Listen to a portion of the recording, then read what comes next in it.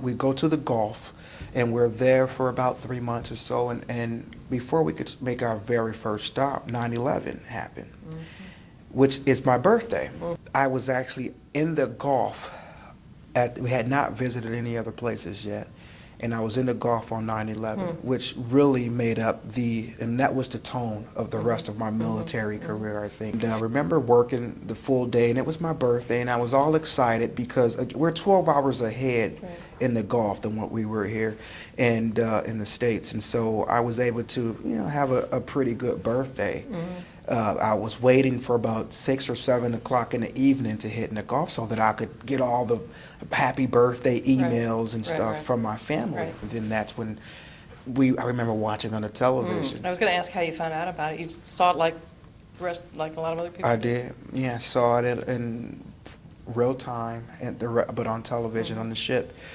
And that was a very difficult time, especially in the Gulf. We were one of the very first to respond, and we knew from that point forward that we were in a different climate, and that we were going to be supporting war efforts from that point. And so it was different. So what did you hear from the officers or your superiors on the ship after that happened? Did they, I'm sure you all were talking about it, was there anything sort of more formal that was communicated with all of you, or nobody knew anything much yet? I don't know. They had to relay to us that that the climate had just changed. We had to realize that we are now supporting a conflict at this point. And not that you can't have fun, but it's country first. It's time to get serious. And so we went from, preparing aircraft for 5 or 6 flights for the day to 20, 23 flights per day, because now the aircraft had a mission. And so our workload had quadrupled. And I started working with what's called the line shack. There we filled the aircraft, we cleaned it and prepared it for flight, we inspected the aircraft. We were the last people that the officers would see before taking off for a mission, with the first they would see when they returned. So we were in direct communication with the officers and everybody else that would be working on the aircraft. And I was doing that at the time now on this cruise. And you're on the flight deck, it's hot, you're exhausted, you got oil all over you. And you're doing that in the spirit of this is wartime, and you really have to work your hardest and give it your all. It was tough for everybody after 9/11, but I would imagine not only being as young as you were, but being where you were. Do you remember how it felt emotionally, or were you just kind of rededicated to the mission? I think I was more worried for people back at home. I was on an aircraft carrier. We were safe. The uncertainty was what bothered most people. Aircraft had just crashed into towers, and so, and what was going to happen next? Was something going to happen next? How would they stop it? How would you prepare? We were pretty safe in the middle of the ocean with battleships surrounding us, with aircraft, with bombs and bullets. We were safe. So I think I was more worried about my family and more worried about them being worried about me.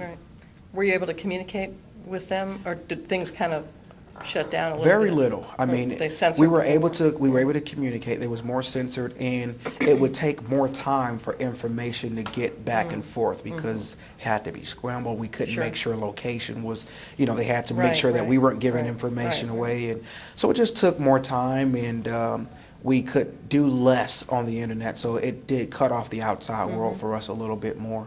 I'm sure that your family was worried about you. You were worried about them. I'm sure they're worried about you. You're right there. Absolutely. And another thing, at that same time, there was also some anthrax scares, and you may remember. And so we just sending and receiving packages became more difficult, because the family sending care packages, and that became even more difficult. They couldn't pack certain things, had to pack certain things, and so it was a little bit different also of a climate, and working with the authorities to make sure that we always could.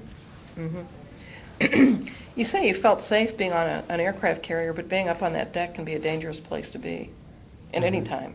right? Mhm. I mean, you've got aircraft landing and taking off. You've got, all kinds of machinery and equipment and things that could go wrong. I mean, were you concerned for your own safety? Just being at work there. I mean, it's kind of a dangerous place to work. When I first got there, yeah. After time, you get acclimated to it. I was told not to get acclimated to it because Right. those that do That's right. tend to be the Right. ones that find themselves in some sort of physical trouble. But you just can't help it. You get used to it. You learn where the aircraft will come in at and where they go and how to move it, and so I at least got very comfortable. It was not difficult for me to be on top of the on the deck, on the flight deck, and it became fun. You look forward to seeing the aircraft and watching them launch off. And I worked on S3s, which is not a sexy aircraft by any means. It's a big, bulky aircraft, big engines. They're decommissioned now. They were decommissioning them as I was separating, and they were being replaced, I believe, with F-18s. But so to watch some of the other aircraft, the F-18s, and every now and then they have 14 or something like that come onto the deck, and it was fun. You enjoy I mean, it. it's got to be exciting to watch them take off, and exciting but kind of scary to watch them land and hope they hit that hook or whatever, right? Yeah, there's been times when you would watch it would land and they did not quite make it, and you see them take back off because they can't make the landing, or they just keep flying because they didn't make it, and and you see videos of Right. things that actually can go wrong, Yeah. but luckily nothing really went wrong on my cruise. So Yeah. Was there an extra measure of, I don't know what, concern, seriousness, attention to detail, knowing that you're not just preparing these aircraft and these pilots to just go out on kind of a practice run, but they're actually going out and, their lives and other lives are more at stake perhaps than they otherwise would be. That's kind of a heavy thing to put sure, on somebody that young. it is heavy, but we are taught to always give it our best and to always do our best. No matter if the whole point of everything before 9/11 was to prep us for just that situation and any situation like it. And so I don't think that we gave it any less attention and detail afterwards because we were taught to give it our all from the very beginning. You said that when you left on that tour, typically you were about 6 months at sea. Obviously, that must have gotten extended for you. How long were you? About another month and a half, so just over 7.5, which was it had gotten a little bit longer, and we also had to cancel some of the places we were supposed to visit. One of the places to this day I still want to visit is Australia. Always wanted to make it to Australia, but we missed it because of 9/11. We were supposed to go there right at about that time, and we had to miss that port. But we ended up going to Thailand and Singapore, and then later Hawaii. It still was very nice, and but yeah, it did get extended out. That has to be tough. I mean, I'm sure it's a very intense experience when you're working. I mean, like you said, you're really working, and to do that did you ever get a day off? I mean, you said you were 12 hours on, 12 hours off, almost 7 days a week, probably. No, if we had a day off, then nobody else would. Yeah, so, I mean, would be there. that's pretty intense to do that for that long. It is. I mean, and there were days that would be scheduled as, fun days or festivity days. However, in the military, you're still working. You still have to be keeping an eye out, be vigilant. You have to, even in the day off, let's just say there's a day off, we're going to go on top of the flight deck, and we're going to, have barbecue and just kind of relax. And there was also another day where when we crossed the equator, when we had some festivities that day, and but even on those fun days, what you have to do is you still have to, as a line in the line shack, we had to move all the aircraft and make sure we got them all chained up. And so it was still a work day. Sure. And then just in the middle, we had some fun. Right. So what was it like to see those parts of the world, especially for a young kid who had never really been outside of St. Louis much before joining? That had to be something. It was very interesting and very fun.